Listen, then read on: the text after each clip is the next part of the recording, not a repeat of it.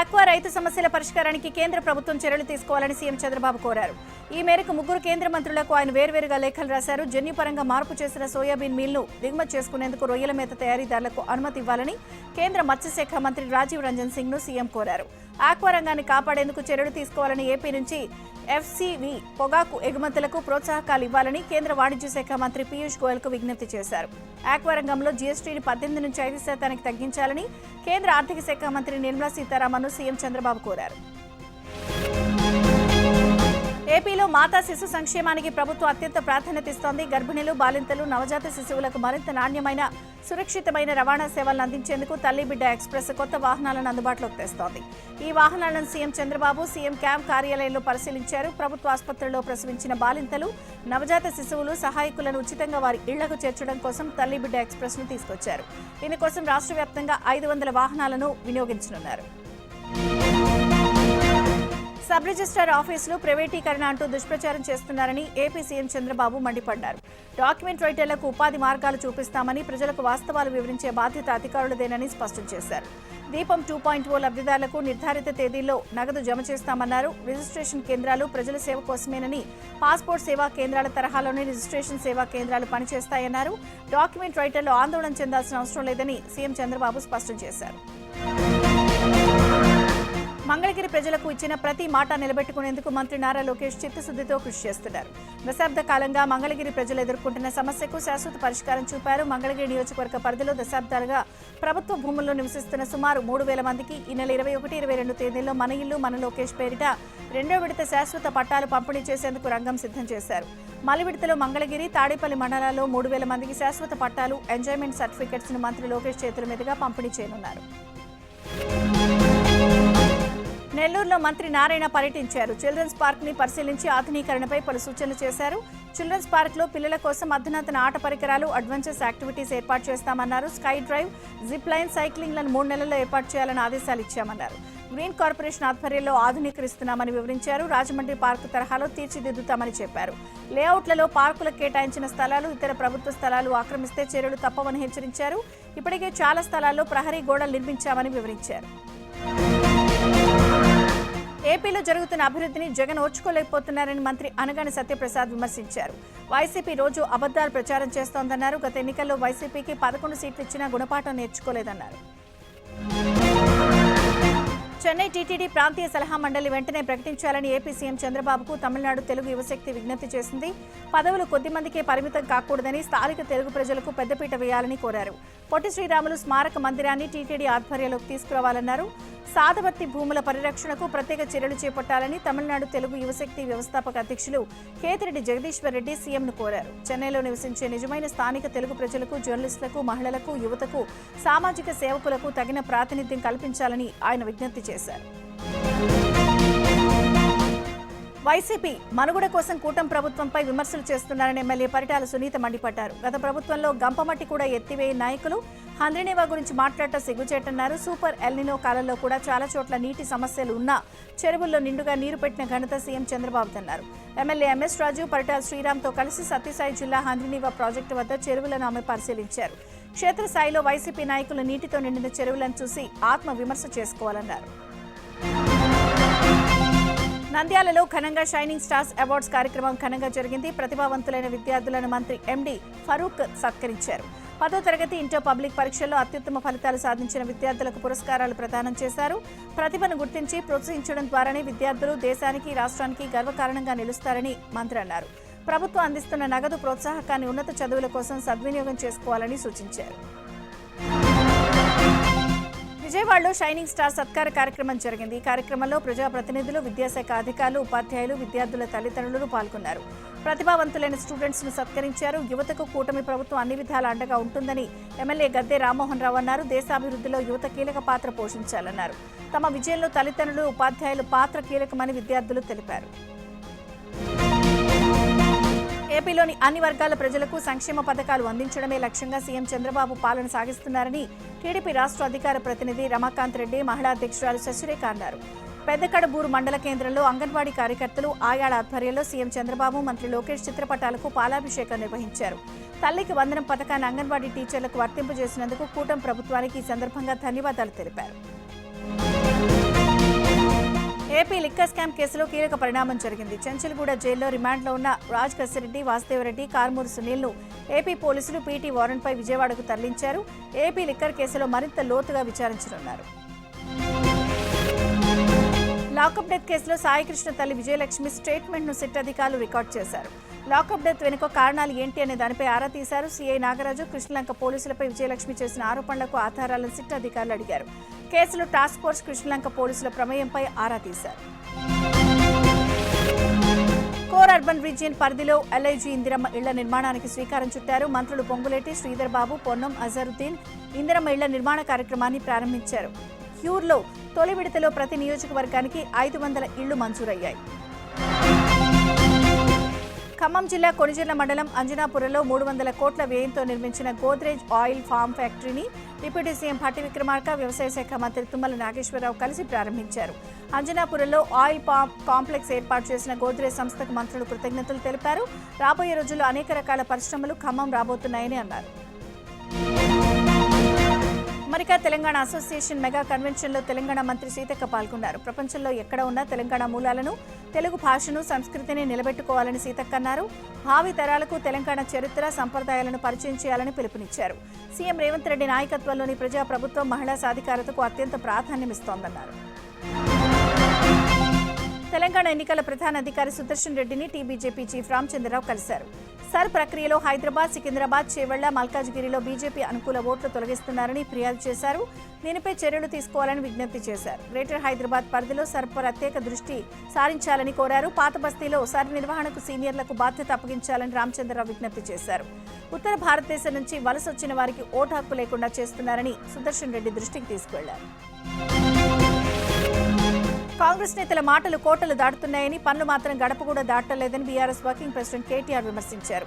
100 రోజుల్లో 6 గ్యారంటీలు అమలు చేస్తామని సీఎం రేవంత్ రెడ్డి చెప్పారని చేశారా అని ప్రశ్నించారు. రాష్ట్రంలోని అన్ని వర్గాలను కాంగ్రెస్ ప్రభుత్వం మోసం చేసిందన్నారు. ప్రాణం ఉన్నంత వరకు బీఆర్ఎస్లోనే ఉంటానని చెప్పిన ఎమ్మెల్యే పోచారం శ్రీనివాసరెడ్డి మాట తప్పారన్నారు. ఎన్నికలు ఎప్పుడు వచ్చినా పోచారంతో పాటు కాంగ్రెస్ను ఓడించాలని పిలుపునిచ్చారు. బీఆర్ఎస్ పార్టీకి మాజీ మంత్రి మల్లారెడ్డి రాజీనామా చేస్తున్నారు అనే ప్రచారంపై ఆయన స్పందించారు. పార్టీ మార్పు వార్తల్ని ఖండించారు. తాను ఏ పార్టీలోనూ చేరడలేదన్నారు. తాను పార్టీ మారే ప్రసక్తే లేదని బీఆర్ఎస్లోనే కొనసాగుతానని స్పష్టం చేశారు. అవసరమైతే రాజకీయాలకు దూరం అవుతానన్నారు. ఆన్సువాడ ఘట్టంలో అస్వస్థతకు గురై నిమ్స్ ఆసుపత్రిలో చికిత్స పొందుతున్న బాలింతలను బీఆర్ఎస్ నేత హరీష్ రావు పరామర్శించారు. బాలింతల ఆరోగ్య పరిస్థితిపై నిమ్స్ వైద్యులతో మాట్లాడి హరీష్ రావు ఆరా తీశారు. రంగారెడ్డి జిల్లా మాడ్గుల మండలంలో ఎమ్మెల్యే కసిరెడ్డి నారాయణ రెడ్డి పర్యటించారు. 5.5 కోట్ల అంచనా వ్యయంతో పలు అభివృద్ధి కార్యక్రమాలను, ప్రారంభోత్సవాలు, శంకుస్థాపనలు చేశారు. మండల సమగ్రాభివృద్ధికి తమ ప్రభుత్వం కట్టుబడి ఉందని, అభివృద్ధి లక్ష్యంగా సీఎం రేవంత్ రెడ్డి సారథ్యంలో కాంగ్రెస్ ప్రజా ప్రభుత్వం పనిచేస్తుందని అన్నారు. ఎల్నినో ప్రభావం ఉంటుందని శాస్త్రవేత్తలు ముందుగానే కేంద్ర రాష్ట్ర ప్రభుత్వాలను హెచ్చరించినా పట్టించుకోవలేదని కోదాడ మాజీ ఎమ్మెల్యే బొల్లం మల్లయ్య యాదవ్ అన్నారు. సూర్యాపేట జిల్లా మునకాల మండలం నేలమరి గ్రామంలో ఎస్ఆర్ఎస్పీ కాలువ కింద నీరులేకి ఎండుతున్న భూములను పరిశీలించారు. రాష్ట్రంలో కరువు విలయతాండవం చేస్తున్న రైతులకు నీరు అందిస్తారా లేదా అనే దానిపై ప్రభుత్వం ఒక్క ప్రకటన చేయకపోవడం విడ్డూరమన్నారు. కరువు తెలంగాణగా తీర్చిదిద్దుతున్న ఘనత కాంగ్రెస్ ప్రభుత్వానిది అని అన్నారు. ట్రైనీ ఐపీఎస్ ఉదయ కృష్ణారెడ్డి ఆత్మహత్యకు యత్నించారు. పరిస్థితి విషమంగా ఉండడంతో ఆసుపత్రికి తరలించారు. ఎర్రగడ్డలోని ఓ ప్రైవేట్ ఆసుపత్రిలో ఉదయ కృష్ణారెడ్డికి చికిత్స అందిస్తున్నారు. కాగా ట్రైనీ ఐపీఎస్ ఉదయ కృష్ణారెడ్డిని సస్పెండ్ చేశారు. ఎన్పీఏ ప్రివిలేజ్ కమిటీ సిఫారసుతో ఉదయ కృష్ణారెడ్డిపై సస్పెన్షన్ వేటు పడింది. సర్వీస్లో చేరికపై డీఓపీటీతే తుది నిర్ణయమని నేషనల్ పోలీస్ అకాడమీ తెలిపింది. ఉదయ కృష్ణారెడ్డికి అత్తాపూర్ పోలీసులు నోటీసులు ఇచ్చారు. ఘటనపై 8 రోజుల్లోపు వివరణ ఇవ్వాలని నోటీసులో పేర్కొన్నారు. శంషాబాద్ బహదూర్గూడ భూములపై తెలంగాణ హైకోర్టు కీలక ఆదేశాలు ఇచ్చింది. పిటిషనర్ల భూముల్లో ఎలాంటి తదుపరి చర్యలు వద్దని హైకోర్టు ఆదేశించింది. సర్వే నెంబర్ 3, 4లో ఉన్న 28 ఎకరాలు తమవేనంటూ హైకోర్టులో వాదనలు జరిగాయి. 30 ఏళ్లుగా సాగు చేసుకుంటున్నారని పిటిషనర్ తరపు న్యాయవాదులు వాదనలు వినిపించారు. పిటిషనర్ తరపు వాదనలతో తెలంగాణ హైకోర్టు ఏకీభవించింది. వరంగల్ పుణ్యక్షేత్రమైన శ్రీ భద్రకాళి దేవస్థానం అధికారులు కీలక నిర్ణయం తీసుకున్నారు. ఆలయ ప్రాంగణంలో ఇన్స్టాగ్రామ్ రీల్స్, యూట్యూబర్ వీడియోల చిత్రీకరణపై పూర్తి స్థాయిలో నిషేధం విధిస్తూ నిర్ణయం తీసుకున్నారు. ఈ మేరకు భక్తులకు స్పష్టమైన సమాచారం అందించేందుకు దేవస్థానంలో ఫ్లెక్సీలను కూడా ఏర్పాటు చేశారు. ఆలయ పవిత్రతను, ఆధ్యాత్మిక వాతావరణాన్ని కాపాడటంతో పాటు ఇతర భక్తులకు ఎలాంటి అసౌకర్యం కలగకుండా ఉండటానికి ఈ నిబంధనలు తెచ్చినట్లు అధికారులు తెలిపారు. దీంతో పాటు ఆలయానికి వచ్చే భక్తులు తప్పనిసరిగా సంప్రదాయ దుస్తులు మాత్రమే ధరించాలని సూచించారు. పశ్చిమ గోదావరి జిల్లా పెనుమంట్ర మండలం మండల పరిషత్ ఉపాధ్యక్షురాలు అనిత ఎంపీటీసీ పదవికి వైసీపీకి రాజీనామా చేశారు.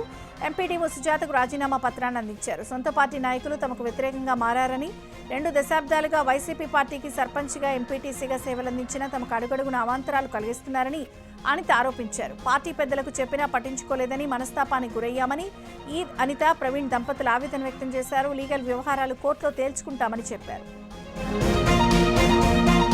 కర్నూలు జిల్లా ఉరుకుంద శ్రీ ఈరಣ್ణ స్వామి దేవస్థానంలో అపచారం జరిగింది. ఇటీవల నిర్వహించిన శ్రావణ మాస ఉత్సవాల ఏర్పాట్ల సమీక్ష సమావేశంలో అన్యమతస్థులు పాల్గొంటున్నారు అంటూ విరాట్ హిందుస్థాన్ సంఘం తీవ్ర అభ్యంతరం తెలిపింది. ఈ ఘటన హిందూ భక్తుల మనోభావాలను దెబ్బతీసిందని ఆరోపిస్తూ ఆదోని సబ్ కలెక్టరేట్ ఎదుట విరాట్ హిందుస్థాన్ సంఘం ఆధ్వర్యంలో నిరసన చేపట్టారు. సబ్ కలెక్టర్కు వినతి పత్రం సమర్పించి ఆలయ ఈవోతో పాటు సంబంధిత అధికారులపై సమగ్ర విచారణ జరిపి కఠిన చర్యలు తీసుకోవాలని కోరారు. కామారెడ్డి జిల్లా రాజంపేటలో విద్యార్థులు రాస్తారోకో నిర్వహించారు. లింగాయిపల్లి, కోటాలపల్లి గ్రామాలకు చెందిన విద్యార్థులు ఆర్టీసీ బస్సులు తమ స్టేజీల్లో ఆపడం లేదని, పాఠశాలలు, కళాశాలలకు వెళ్లే సమయంలో ఆలస్యం అవుతోందని తెలిపారు. తమ చదువులకు ఆటంకం లేకుండా రాజంపేట మండలం వరకు ప్రత్యేక బస్సు సౌకర్యం కల్పించాలని డిమాండ్ చేశారు. సమస్యను ఉన్నతాధికారుల దృష్టికి తీసుకెళ్లి పరిష్కరిస్తామని అధికారులు చెప్పడంతో విద్యార్థులు ఆందోళన విరమించారు. గత నెల 28న కృష్ణా జిల్లా కృత్తినేను మండలం చిన్నగొల్లపాలెంలో జరిగిన జంట హత్యల కేసులో నిందితులను అరెస్ట్ చేయాలంటూ బాధిత కుటుంబ సభ్యులు ప్రభుత్వాన్ని డిమాండ్ చేశారు. యానాది కులానికి చెందిన శెట్టి సుబ్బన్న, గొలుసు అయ్యప్పలను హత్య చేసిన నిందితులను అరెస్ట్ చేయడంతో పోలీసులు నిర్లక్ష్య వైఖరి అవలంబిస్తున్నారని కుటుంబ సభ్యులు ఆరోపిస్తున్నారు. బాధిత కుటుంబాలకు న్యాయం చేయాలి అంటూ Yanadi Mahanadu all India KVPS ఆధ్వర్యంలో మచిలీపట్నంలో భారీ నిరసన ప్రదర్శన చేశారు. బాధిత కుటుంబాలకు 50 లక్షల చొప్పున ఎక్స్గ్రేషియా ఇవ్వాలని డిమాండ్ చేశారు. తిరుపతి జిల్లా ఆచంద్రగిరి మండలం శ్రీనివాస మంగాపురంలో వెలిసిన శ్రీ కళ్యాణ వెంకటేశ్వర స్వామివారి పార్వేట ఉత్సవం వైభవంగా నిర్వహించారు. ఆలయం నుంచి ఉత్సవమూర్తులు మంగళ వాయిద్యాలు, వేద మంత్రోచ్చారణల మధ్య ఊరేగింపుగా బయలుదేరి శ్రీవారి మెట్టు సమీపంలో పార్వేట మండపానికి చేరుకున్నారు. అక్కడ క్షేమ తలిగా నివేదన అనంతరం పార్వేట ఉత్సవాన్ని నిర్వహించారు. అనంతరం శ్రీవారి మెట్టు సమీపంలో భక్తి శ్రద్ధలతో అన్నప్రసాదాలు పంపిణీ చేశారు. నంద్యాల జిల్లాలో వర్షాల కోసం ముస్లింల సోదరులు ప్రత్యేక ప్రార్థనలు నిర్వహించారు. అల్పూర్ ఖాన్ ఈద్గాలో ప్రత్యేక నమాజ్ దువా చేశారు. వర్షాలు సమృద్ధిగా కురిసి ప్రజలు, రైతులు సుఖ సంతోషాలతో ఉండాలని వేడుకున్నారు. అనంతపురం జిల్లా కళ్యాణదుర్గంలో ఓ వానరం సందడి చేసింది. ద్విచక్ర వాహనం సైడ్ బ్యాగ్ లో ఉన్న మద్యం బాటిల్ తీసి తాగేందుకు తీవ్ర ప్రయత్నం చేసింది. కోతి విన్యాసాలను స్థానికులు ఆశ్చర్యంగా చూశారు. కొందరి దృశ్యాలను తమ సెల్ ఫోన్లలో బంధించారు. ప్రస్తుతం ఈ వీడియో సోషల్ మీడియా. పార్లమెంట్ వర్షాకాల సమావేశాలు ఇవాళ హాట్గా ప్రారంభమయ్యాయి. మొదటి రోజే వాయిదాల పర్వం కొనసాగుతోంది. సభ ప్రారంభం కాగానే ఇటీవల మరణించిన సభ్యులకు స్పీకర్ సంతాపం తెలిపారు. నాదెండ్ల భాస్కర్ రావు సేవలను గుర్తు చేశారు. అనంతరం దివంగత సభ్యులకు సభ నివాళులర్పించింది. వాయిదా తీర్మానాలపై చర్చించాలంటూ లోక్సభలో విపక్షాలు పట్టుబట్టాయి. అయోధ్య విరాళాలు, నీట్ అంశాలపై చర్చించాలంటూ డిమాండ్ చేశాయి. విపక్ష సభ్యులు స్పీకర్ పోడియాన్ని చుట్టుముట్టారు. విపక్షాల ఆందోళనల మధ్య స్పీకర్ ప్రశ్నోత్తరాలు ప్రారంభించారు. అయితే విపక్ష సభ్యుల నినాదాలతో సభలో గందరగోళం ఏర్పడింది. విపక్ష సభ్యులందరికీ సమయం ఇస్తామని, సభ సజావుగా జరగనివ్వాలని స్పీకర్ విజ్ఞప్తి చేసినప్పటికీ ఫలితం లేకుండా పోయింది. దీంతో స్పీకర్ సభను వాయిదా వేశారు. రాజ్యసభలోనూ వాయిదాల పర్వం కొనసాగింది. అయోధ్య విరాళాలు, నీట్ అంశాలపై చర్చకు విపక్షాలు పట్టుబట్టాయి. రాజ్యసభలో ఖర్గే వ్యాఖ్యలపై దుమారం రేగింది. అయోధ్య రామమందిరం విరాళాల అంశంపై ఖర్గే వ్యాఖ్యలు దుమారం రేపింది. చందా చోరీ అంటూ ఖర్గే చేసిన వ్యాఖ్యలపై బీజేపీ ఎంపీలు ఆగ్రహం వ్యక్తం చేశారు. దీంతో సభలో గందరగోళం చెలరేగింది. పార్లమెంట్ సమావేశాల ప్రారంభానికి ముందు ప్రధాని మోదీ దేశ ప్రజలను ఉద్దేశించి మాట్లాడారు. వర్షాకాల సమావేశాలు ఈ రెండు చెరుగ్గా ఉంటే ఫలితాలు గొప్పగా ఉంటాయని, అప్పుడే దేశం సంక్షేమంగా ఉంటుందని అన్నారు. అందుకే ఈ రెండు బాగుండాలని కోరుకున్నట్లు మోదీ చెప్పారు. గందరగోళ పరిస్థితులు లేకుండా పార్లమెంట్ ఉభయ సభల్లో చర్చలు జరగాలని ఆకాంక్షించారు. అదే సమయంలో అంతరిక్ష రంగ స్టార్టప్ స్కైరూట్ విక్రమ్ 1 ప్రయోగం విజయవంతం అవడంపై ప్రధాని హర్షం వ్యక్తం చేశారు. యువ ఆవిష్కర్తలదే ఈ ఘనతాన్ని కొనియాడారు. ఢిల్లీలో సీజేపీ కార్యకర్తల ఆందోళన నేపథ్యంలో కేంద్ర మంత్రి జేపీ నడ్డాను కాక్రోచ్ జనతా పార్టీ నేతలు కలిశారు. సీజేపీ డిమాండ్ల లేఖను జేపీ నడ్డాకు అందించారు. వెంటనే తాను నిరాహార దీక్షను విరమిస్తున్నట్లు సోనం వాంగ్చుక్ ప్రకటించారు. ఇదిలా ఉంటే సీజేపీ నేతలు కీలక డిమాండ్లను ప్రతిపాదించారు. కేంద్ర మంత్రి ధర్మేంద్ర ప్రధాన్ వెంటనే రాజీనామా చేయడంతో పాటు నీట్ ఎగ్జామ్ రద్దు చేయడంతో ఆత్మహత్య చేసుకున్న విద్యార్థులకు కోటి పరిహారం ఇవ్వాలంటూ లేఖలో పేర్కొన్నారు. సీజేపీ ఉద్యమకారులతో చర్చలు జరిపినట్లు కేంద్ర మంత్రి జేపీ నడ్డా ఎక్స్ వేదికగా తెలిపారు. ఉదయం నుంచి చర్చలు కొనసాగుతున్నాయని, సాయంత్రం 4 గంటల సమయంలో సీజేపీ డిమాండ్లను లిఖితపూర్వక అందించినట్లు పోస్టులో పేర్కొన్నారు. నిరసనకారులు ధర్నాను విరమించి ప్రభుత్వానికి సహకరించాలని నడ్డా కోరారు.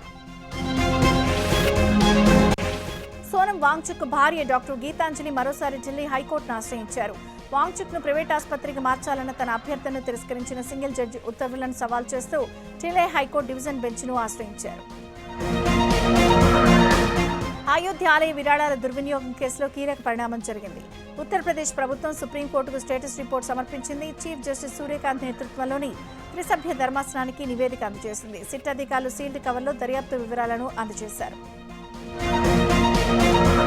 అయోధ్య విరాళాల చోరీపై సుప్రీంకోర్టు కీలక వ్యాఖ్యలు చేసింది. ఈ వ్యవహారాన్ని రాజకీయం చేయొద్దని, కోర్టు రాజకీయాలకు వేదిక కాదంటూ ధర్మాసనం హితవు పలికింది. సిట్ను పునర్వ్యవస్థీకరణ చేయడంతో పాటు విచారణ పారదర్శకంగా జరగాలని సుప్రీంకోర్టు సూచించింది. మరికొందరు అధికారులను సిట్ విచారణ చేయాలని సుప్రీంకోర్టు ఆదేశాలిచ్చింది.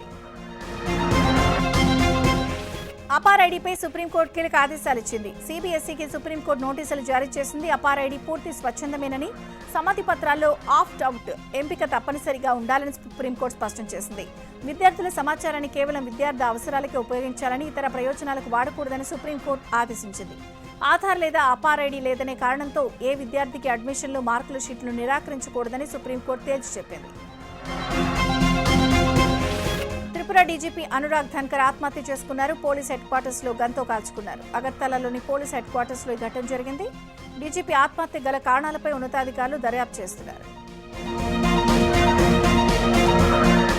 జమ్మూ కాశ్మీర్లో క్లౌడ్ బర్స్ట్ కారణంగా సంభవించిన ఆకస్మిక వరదలు బీభత్సం సృష్టించాయి. భారీ వర్షాలతో కొండచర్యలు విరిగిపడ్డం, వరదల కారణంగా సరిహద్దు జిల్లాలైన పూంచ్, రాజౌరిలో 12 మంది మృతి చెందగా పలువురు గల్లంతయ్యారు. రోడ్లు, ఇళ్ల సలహాలు, పలు ప్రభుత్వ, ప్రైవేటు మౌలిక సదుపాయాలు చాలా వరకు దెబ్బతిన్నాయి. దీంతో ముఖ్యమంత్రి ఒమర్ అబ్దుల్లా ఢిల్లీలో రాష్ట్ర హోదా కోసం తలపెట్టిన ఆందోళనను విరమించుకుని జమ్మూకు హుటాహుటిన బయలుదేరి వెళ్లారు. అక్కడి పరిస్థితిని సమీక్షించారు.